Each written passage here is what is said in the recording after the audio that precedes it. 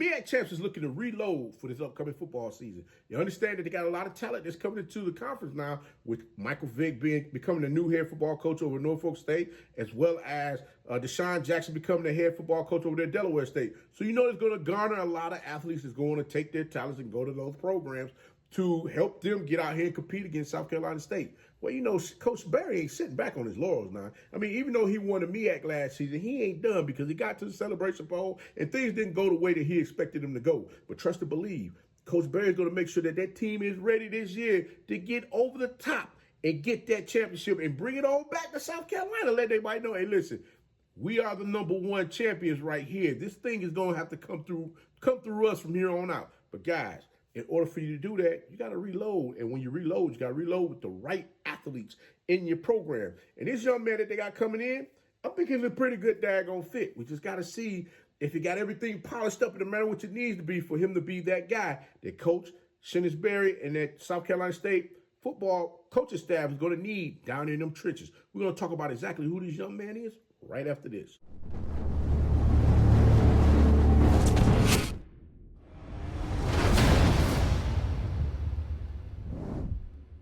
You know, it's your favorite coach back at it again. 10 toes down, about to tell you how it all went down. This is Tomorrow League Sports Network with your host, Coach Walker. If you're new to the channel, please like, share, subscribe. Hit that notification bell so you can get all upcoming videos. For all my leaders out there, welcome back. Y'all know the drill. Y'all know the routine. If you haven't done so already, please like, comment, and share these videos. And tap in a friend or two and tell them to come on in. It's nothing but positive vibes. We're just having a good time talking about HBCU sports. And don't forget, you can follow us on all social media platforms. The links are listed down below in the description. So without further ado, we're going to go ahead and get on in this thing. Because I'm like, Coach, what you got going on? You've been a little quiet over there. Hey, guys, listen. As I said before, there's a lot of things going on right now. And when you're dealing with your family, you got to make sure you take care of your family and love on your family because that's what you got. And a lot of y'all out there that, you know, y'all rock with me and y'all, you know, continue to check in with me. I appreciate you. I love you guys. Like I said, this too shall pass and we're going to be all right. But guess what? We're going to keep on pushing forward. But I got to give y'all this. I got to give y'all this one here because last season, the Bulldogs football team, South Carolina State Bulldogs, let me make sure I specify that. Last season, the South Carolina State Bulldogs football team, they averaged 143.3 yards rushing the ball per game. Now, trust and believe, Coach Barry's going to make sure he got those trench monsters out there that's going to be ready to compete and do what they need to do for that offense to move that ball down the field. I don't know if many of you may remember this old phrase, but I'm going to throw it at you anyway. If it ain't broke, don't fix it. And then I'm going to add to it by saying just keep plugging in the necessary pieces to keep the recipe right.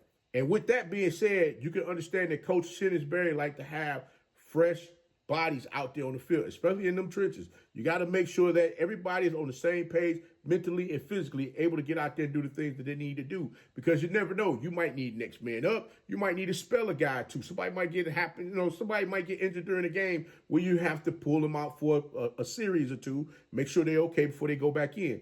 Well, Coach Barry got himself on a big fella that's getting ready to come in this thing. He gonna shock some things here because this young man is coming by way of Murray State.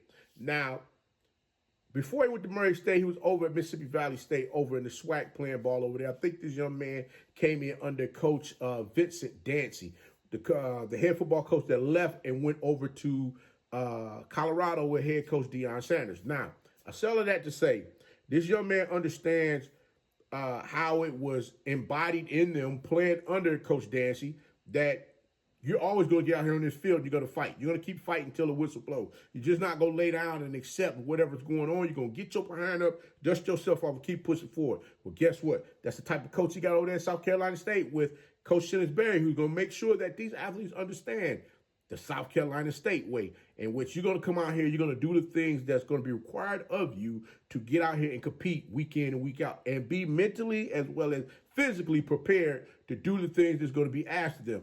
Now, the young man has the necessary tools to do exactly just that. The measurables are there. I mean, like I said, this is a big fella. I got a couple of things that I'm going to talk about as far as what I'm looking forward to seeing him just polish up just a little bit because I honestly feel this young man is ready. And he has those type of measurables that some folks going to be looking at him. If he get this thing right, if he do it right this season, I honestly believe the people go, hey, when I say the people, them scouts going to be in there looking at him, trying to figure out, say, okay, what can we do with this young man on the next level? Who am I talking about? J.C. Allen, offensive lineman, 6'4", 290 pounds, offensive guard. Now, this young man got good footwork. The first thing that I look at with linemen, I want to look at their footwork because I want to see how they can move. How well can they move laterally, left to right? How easy are they able to get up to the second level without it being a strain as far as getting there, chipping the man inside and then getting up to the next level. What is their first step like off the line of scrimmage as far as them getting to the block itself? Are they taking a half a step, or are they taking that step and they come with something behind it, make sure they go ahead and put that, knock that defensive player, off balance a little bit or shake it up a little bit. You get what I'm saying? And in this instance, this young man, I think he's capable of doing a lot of different things as far as what's going to be required of him. Can he pull left to right? Absolutely. This young man can get out the box. He can step and go down that line of scrimmage left or right without it being a problem. One thing I say is this: he's able to seal off blocks as far as the running backs running off his hip. One thing that I will say about the rushing attack with South Carolina State, those backs over there, I do believe, will be able to read how their linemen are blocking the defensive players out there on the field. So if they seal off to the left and that right side is free, they'll go ahead and take that lane and go that way, sealing them inside, and still the back try to run inside. That doesn't make much sense to me, but sometimes backs do that, and I'm just saying, okay, cool. This young man is able to get in there and drive. That's something that you want to see as well. Now, I will say one thing for this young man. Like I said, he can get up to the second level and make the blocks. He doesn't over pursue as much as I have seen with other offensive linemen coming down the line of scrimmage or trying to get up to that second level to make that block on that linebacker. More so, they make the move to get up to the second level and then allow the linebacker to commit based off of the direction that the running back is going to go, and then they drive that block out that way. So that's a good thing as well.